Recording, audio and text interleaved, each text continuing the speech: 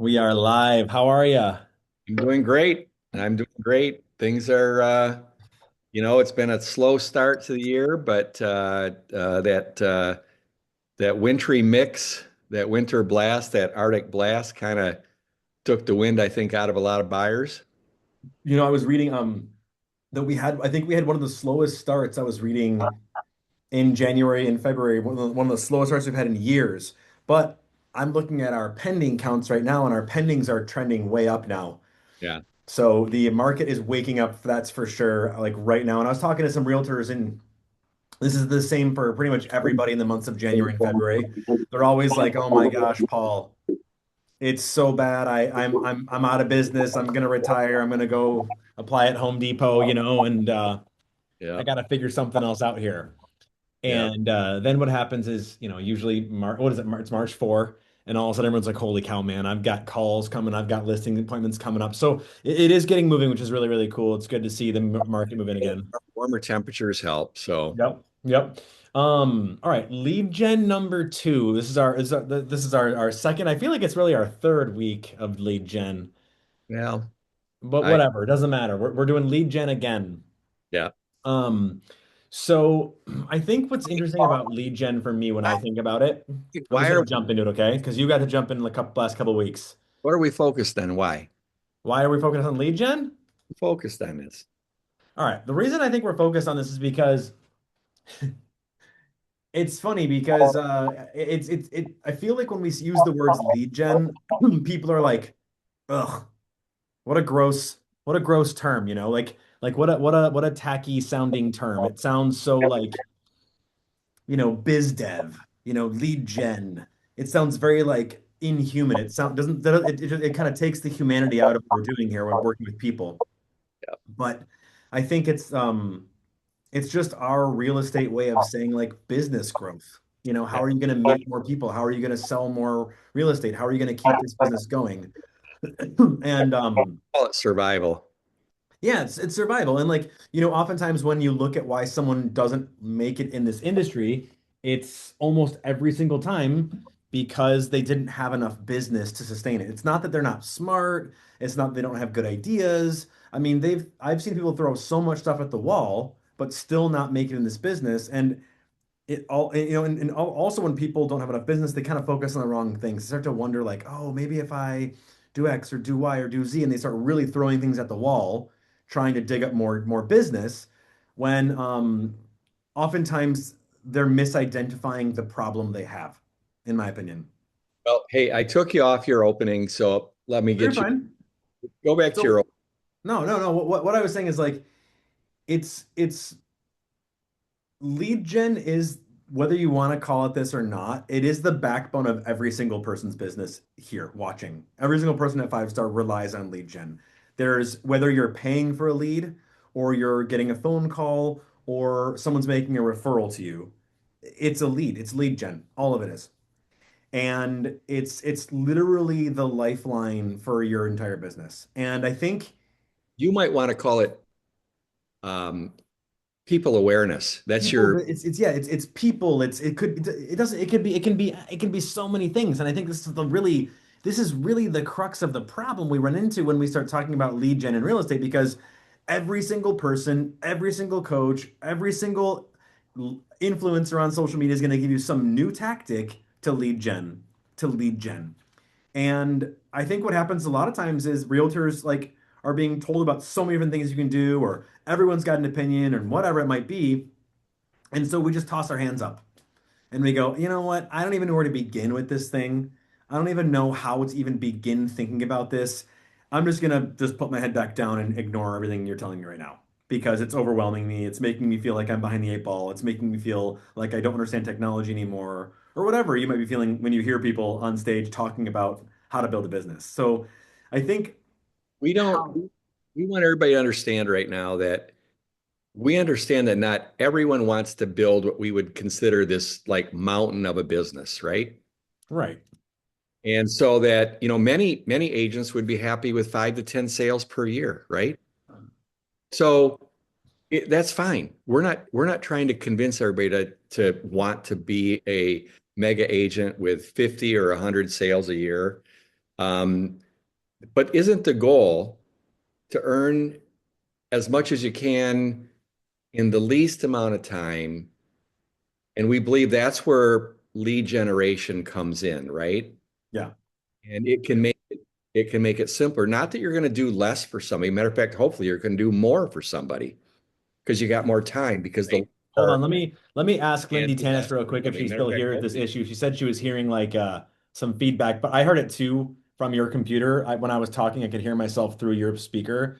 So I'm gonna ask Lindy if she still hears it. Hey Lindy, if you're watching, are you still hearing it?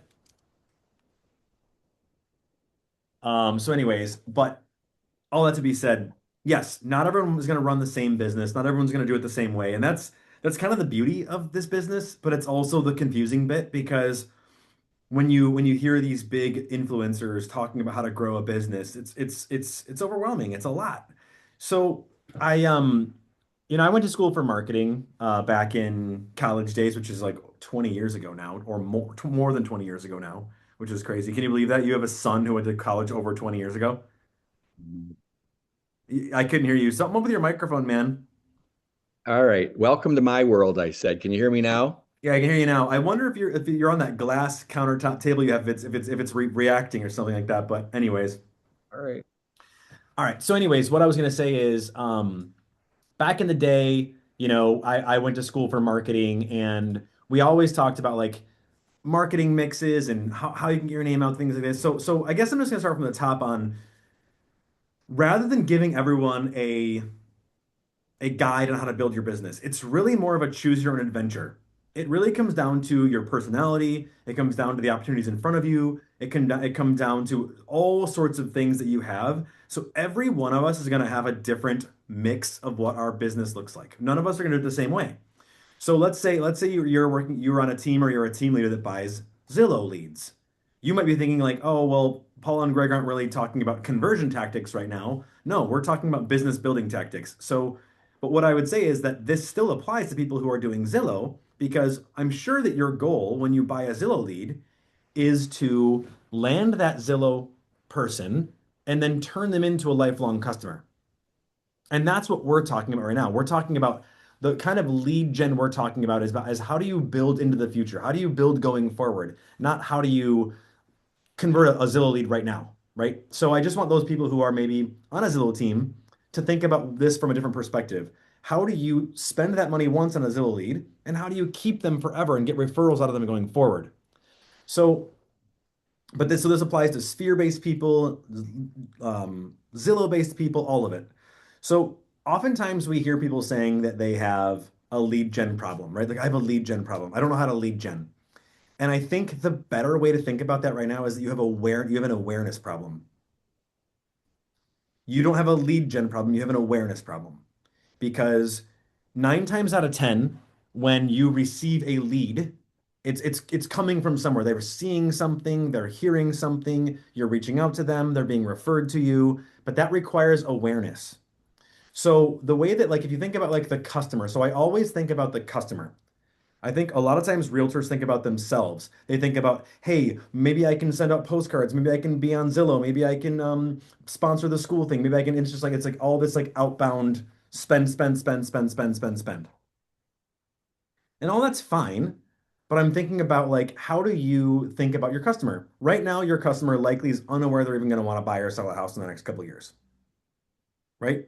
So you got to assume that most of your customers that you're going to work with right now don't even know they're going to want to buy or sell a house, but that's still your customer. And you have to figure out how do you become aware to them? Because the next thing they're going to go is they're going to become problem aware.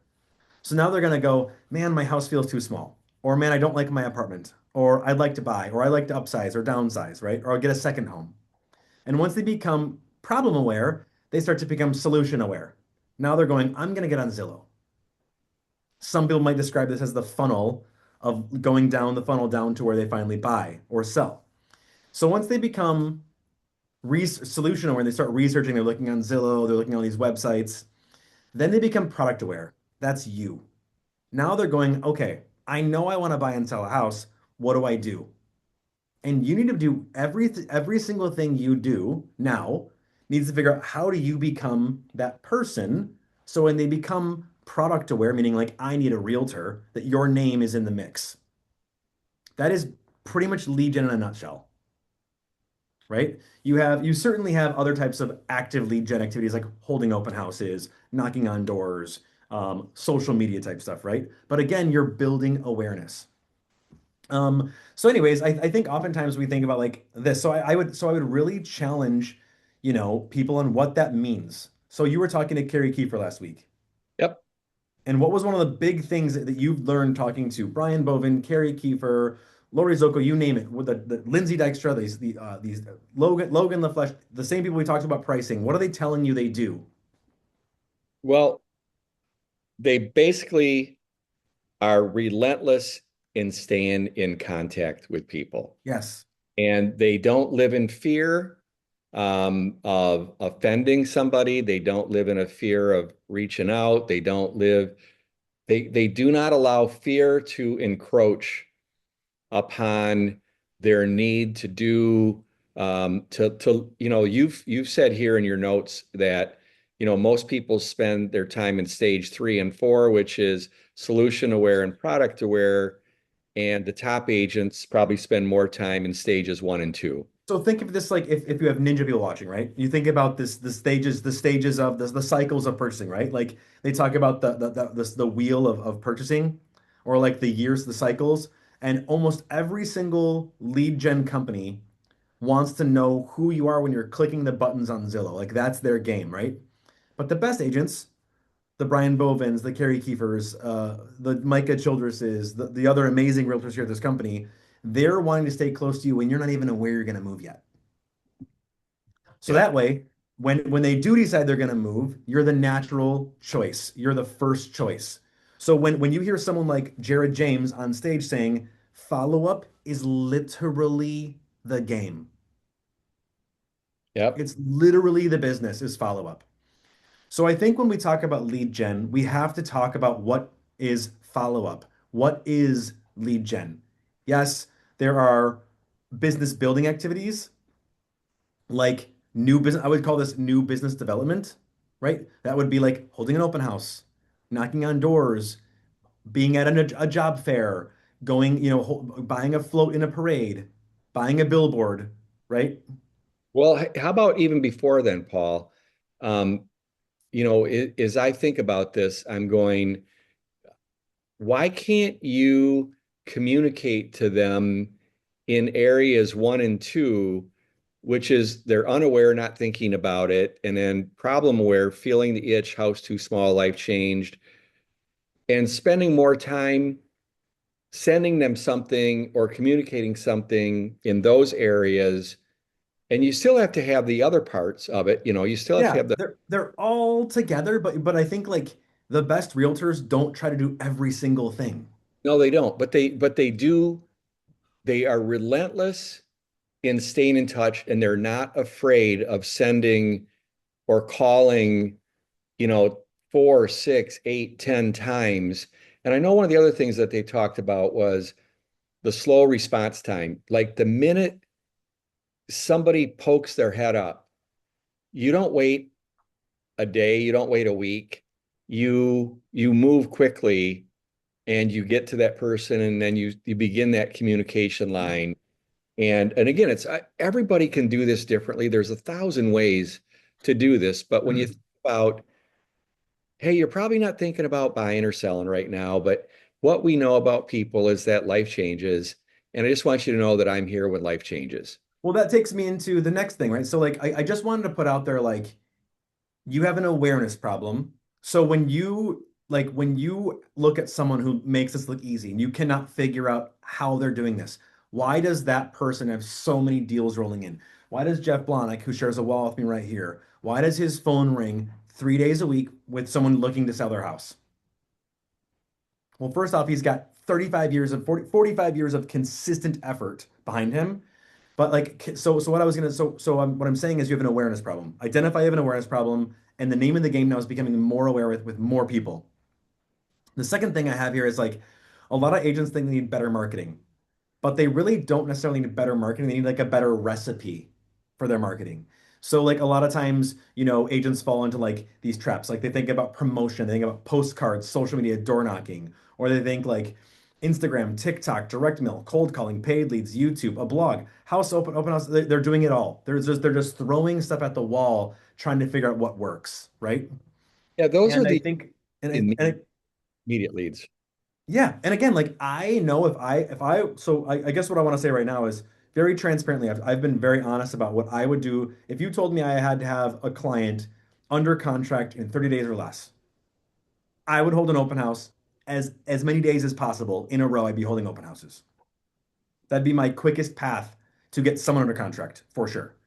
I wouldn't call that like the best long-term use of my time necessarily if I wanted to build a referral-based business, but it's certainly something I could do now to jumpstart my business.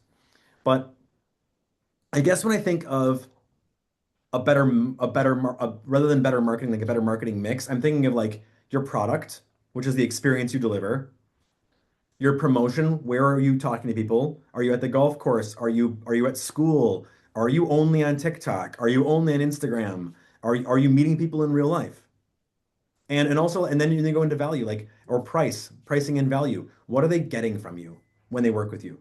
Because a lot of the top realtors that you'll see, and if you ask them, what are you doing to get this many referrals?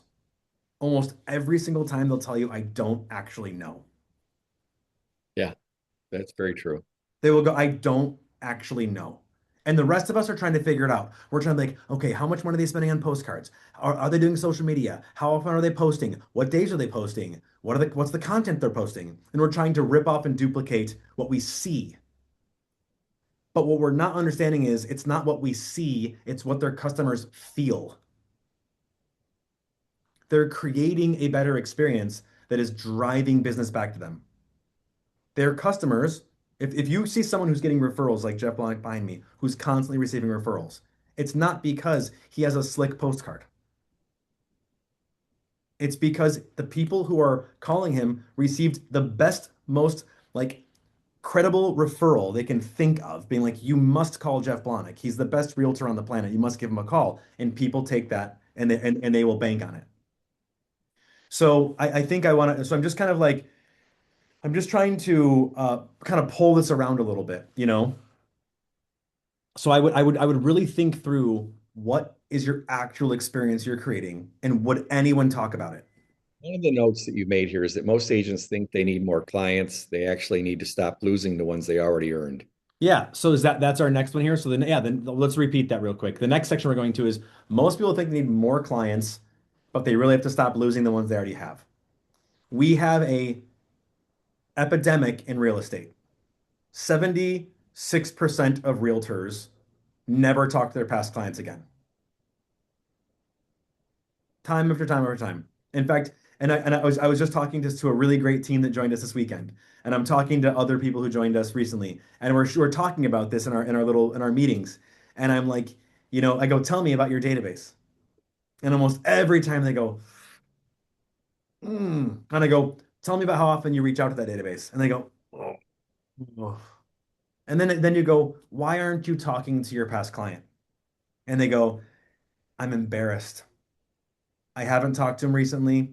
I don't know what to say. And I feel like if I reach out to him now, it'll feel salesy. It'll feel disingenuous. It'll feel icky. It'll smell like commission breath. And I don't want to run my business that way. So then I look back at him and I go, listen to me right now. Like if you walk away from this meeting with one single thing, be nicer to yourself. Your customers, and this might sound harsh, okay? Your customers are not thinking about you that way. They are not judging you because you disappeared for 2 years. They've just forgotten you. Yes. Oh, that hurts. I'm just saying that's the truth. The truth is they're not judging you. You just let go of them, and so they've forgotten you. But it's not too late to reach back out. It's not too late to water those flowers. It's not too late to tend to the garden.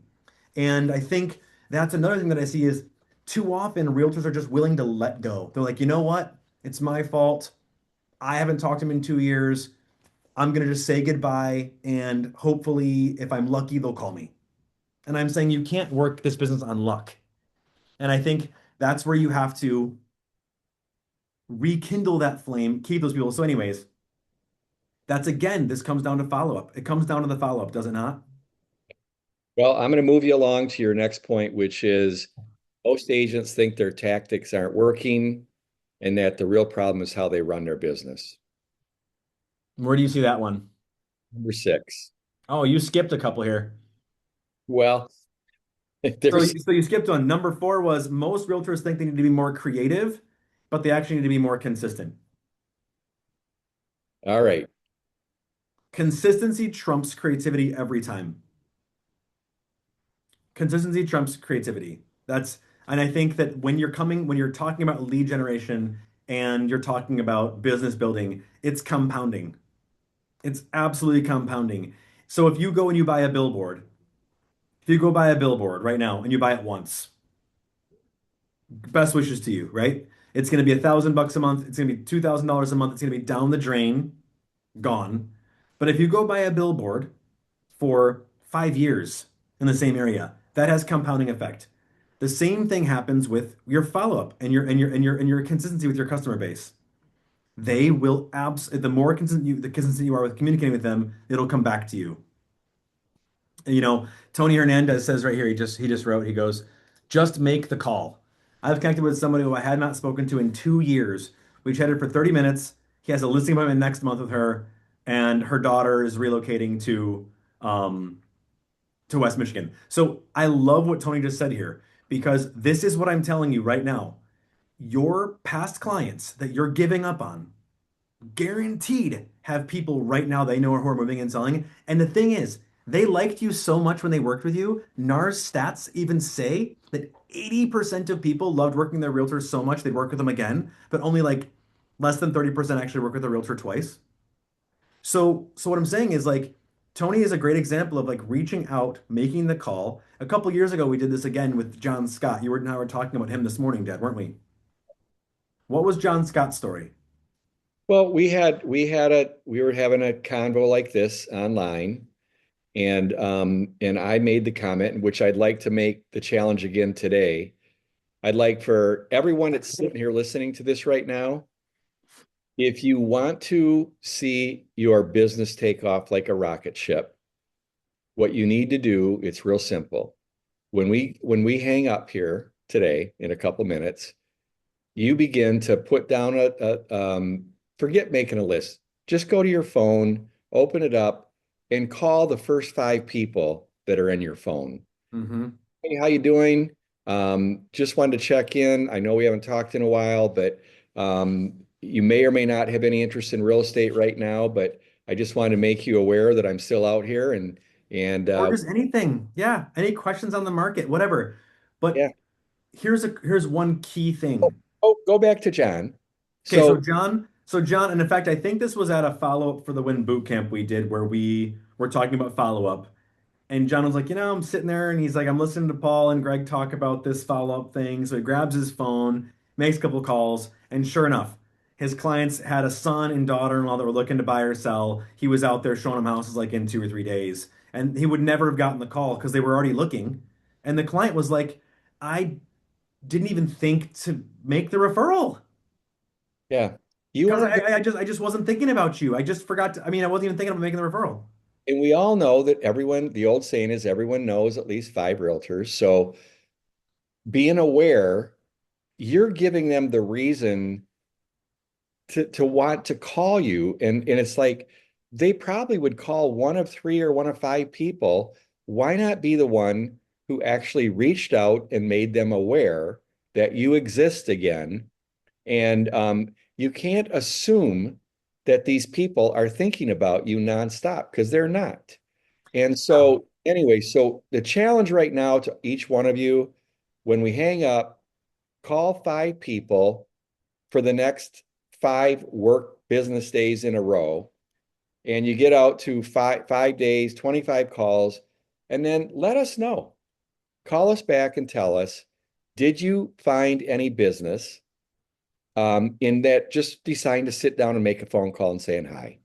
So I guarantee you, if you checked in with 100 people and you found a way to do it naturally that felt okay to you and didn't feel icky and didn't feel gross, I guarantee you your business will advance.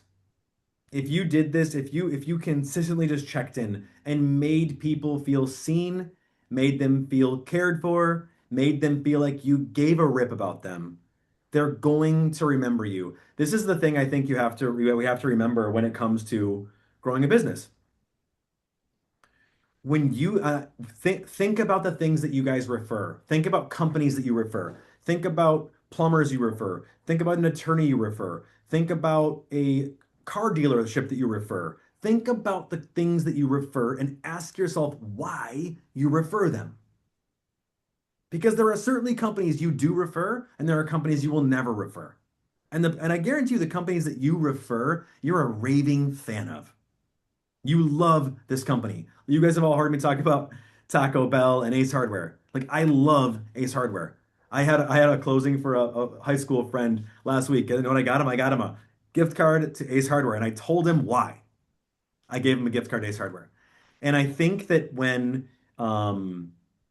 if you can treat your customers this way, so they're going to go, let me tell you why you need to work with Ryan Richardson or Tony Hernandez or Jeff Blahnik. This is why you need to work with that person. That's what you're trying to create. But you're not going to create it being just good. So, Paul, I think we're getting to the end of our time here, but Yeah, but I'm okay going. We got a couple minutes here, but we got a couple more points. But where do you want to go? I want to just bring up the Jeff Blahnik story real quickly because I talked to Jeff last week, and he talked about these things too, consistency but here's what Jeff did, and I watched him do it because I sat next to him at Remax going back 30, 40 years ago, and Jeff started out mailing little teeny coupons for a free CMA. And he didn't have a lot of money at that time. So he and his wife would sit, they'd self-address these things and they'd send out 100 or whatever a week. And and this kept progressing and progressing. And Jeff would go to somebody's house and he'd see that they had two or three of these things sitting next to the phone booth or the phone and at their home. Or they had, people have a desk near their phone. Yep. They'd open it up and there'd be a pile of Jeff's CMA. Yep. And so to the point where I don't know, I'm assuming Jeff still does it, but last I knew, he was sending out 10,000 pieces a month.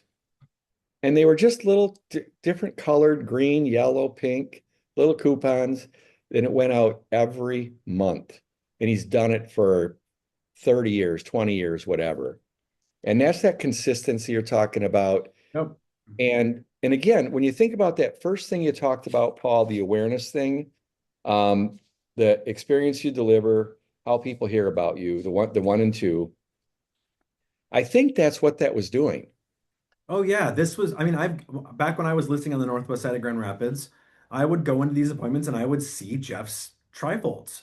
I would see them on a shelf and I would, in fact, one time I did buy it for Sylvana for my wife and I when we bought our first house. And the guy was like, you're not a realtor trying to get in here and just use this showing as a way to meet me and try to list my house, are you? I said, no, I'm legitimately interested in buying your house. And he was like, good, because if I list, it's going to be with Jeff Blahnik. And then I went and saw the house and there was a stack of Jeff's trifolds there. But yeah, that's part of the consistency thing. And I think, if you're thinking like, how do you take all this stuff and how do you take these ideas and how do you build something out? I would build a simple, repeatable marketing mix. I wouldn't try to do everything. You cannot do everything and do everything well. You will absolutely do everything mediocre if you try to do everything well. And so you've got to pick what are the things you're going to rest your hat on. Maybe it's a trifold. Maybe it's the door knocking thing. Maybe it's open houses every weekend. Maybe it's constantly calling your customers and just having chats. That's fine. But at the end of the day, consistency does matter and you have to have a plan. We don't always treat this like a business. Many realtors are simply reactionary. We're waiting for something to happen. We're waiting for the phone to ring. We're waiting for a phone call, right? Okay, so anyways, what else we got on here? So Well, jumped around a little bit, we did but jump around here a little bit, but like, so I think that what we're doing is like, so like for example, my fifth point here was like most agents think they need more lead sources, but they really need to create more demand. And what I mean, but what that means is basically a lot of times it's like you're thinking of like Google ads. You're thinking of like maybe I should sponsor the hand sanitizer thing at the grocery store. Maybe I should sponsor the gas pump. Maybe I should sponsor the school's picnic this weekend, whatever it might be, right? And you're thinking these will all be lead sources for me. Those are all fine things if you want to do those things. But what I'm really saying with the demand creation, and this is what goes back again to a kind of repetitive thing we're saying here is for most realtors who are not celebrities on TV with thousands upon thousands of followers influencing people to call them all the time, which is a very rare type of realtor. Most of us are creating so much awareness, or we're so present in something in our clients' lives, we're so consistent in their lives that when the moment to buy or sell shows up, there's only one answer to their question, or to the question of who they're going to work with, and it's you. And I know it sounds a little bit like magic, but you can do it. It's just going to take thought and consistency and effort. Um, so So anyways, in that area, Paul, you've got how you create demand, be useful before anyone needs you, and with market updates, neighborhood knowledge, be visible in the community, not just as a real estate agent, but as a person, and stay memorable after the transaction, not just checking in, but genuine human contact. yeah. Yeah. So I think at the end of the day, when you're thinking about lead generation, I think it's really important to think about your lead sources.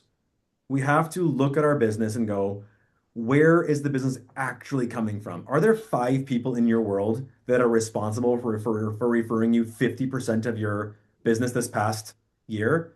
Those five people and their customers, because they're such a valuable pipeline, should be getting more of your attention than people that have never worked with you because they've proven they'll work with you and they'll work with you again and again and again and again and again. They are your ambassadors.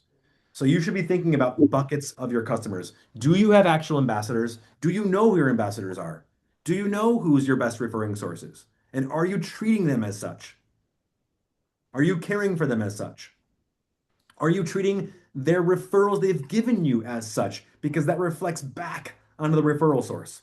If I refer you to a restaurant, I'm only referring you to a restaurant that is going to make me look good because you're going to like the restaurant. You're going to go, Paul, that was the best steak I've ever had. Thank you for the referral, right? Same thing for a book you refer. Same thing for a TV show you refer, right? You're not wanting to simply refer them anything. You're referring them something special. So when you receive a referral from someone, that is, I know we've all seen this in the back of a card. A referral is the highest compliment I can receive. But think about it real quickly here. When someone does refer you, they're sticking their neck on the line and they've given that name to somebody and they're banking on you being so amazing that that person's going to call them back and say, dude, thank you for the referral. Greg Carlson was amazing. So live up to that expectation. One other thing, and I don't know how much further you want to keep going here, but beyond that, stay memorable after the transaction. It's like this is something that I've always taken on, and I think it may be because my education was in education. Yeah. Um, so I always thought I don't want to be a salesperson.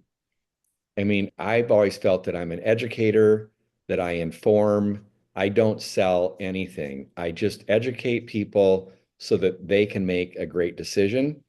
And so teaching your sphere to read the market earns trust that no ad can buy.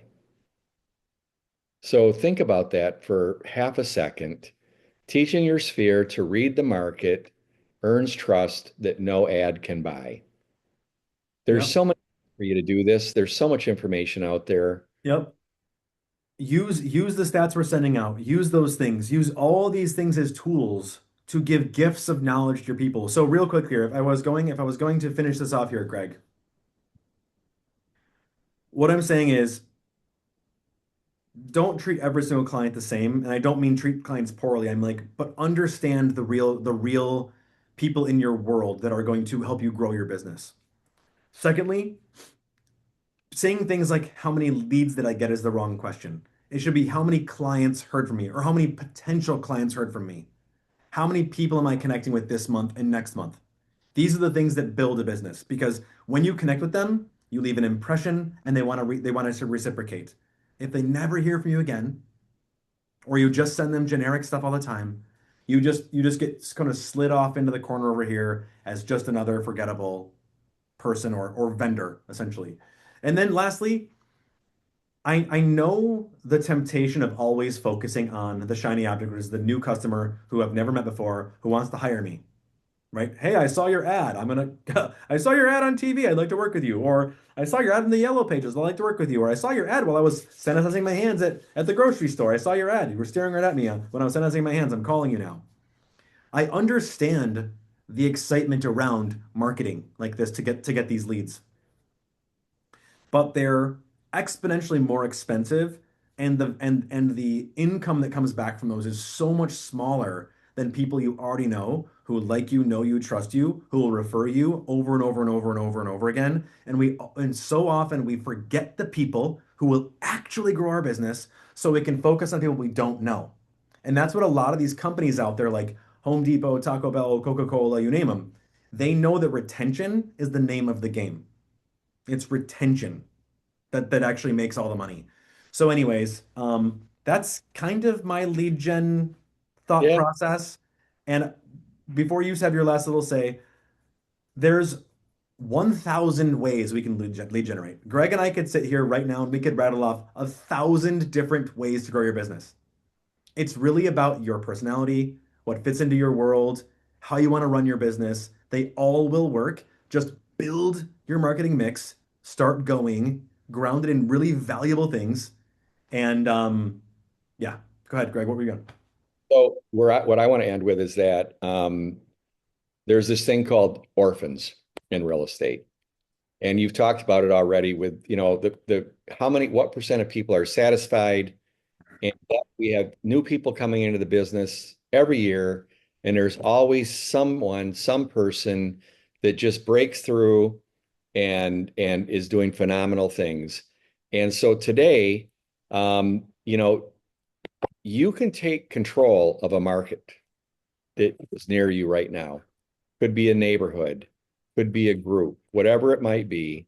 And the reason you can do that is because most of them are orphans and their previous agent has moved on, left them for whatever reason. And there's very few who execute a long-term follow-up strategy. Yep. And so the it's wide open for you to wander in, develop your plan, connect. Don't overthink it. Do not overthink the business. It is not that complicated. And Brian Boven says here, pick up the phone, results will happen. That's the number one realtor at our company right here telling you to pick up the phone. It'll work. So I don't know what else, like I guess I just want to say like it's much more simple than we make it out to be. It's simplicity, it's people, it's consistency. And get rid of the fear. If you need counseling, go get it. Yep. All right. All right. Well, hey, thanks for another lively chat here, Greg. All We'll right. uh, we'll talk to you and thanks for tuning in. Have a All good right. day. That's it. See you guys.